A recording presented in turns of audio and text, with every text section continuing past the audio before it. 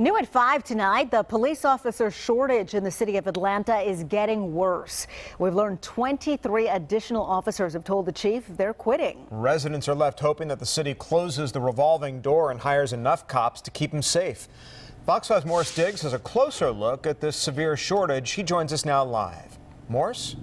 Well, the chief, Erica Shields, says there's no sense in trying to sugarcoat the situation. She says she could do a better job fighting crime if she could deploy an additional 50 officers to all 6 beats in the city. What that translates to is that the city of Atlanta is more than 300 officers short. Listen, no one is disputing we want the vacancies filled. I'm not looking to get into a blame game. We need them filled. What may be between you and a negative experience is a cop or enough cops to patrol the beats. It gives me heartburn. What's difficult for the APD chief to swallow are the latest manpower numbers. We're showing to be 1,703 filled, which would mean there's 323 vacancies. And hiring, as these numbers reflect, has slowed dramatically from a high of 207 in 2015. The next year, just 161, and the fall off continued last year, 114 brought on.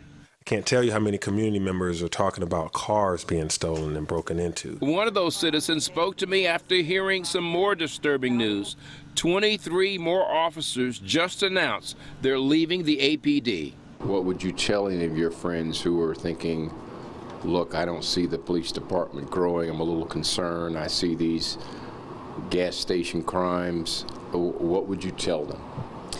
Well, I would tell them to voice their concerns because I think without a strong, united community, there won't be any change. How can city leaders improve the situation? Higher salaries could be one of the answers. There's a smaller pool of candidates that want to get into policing.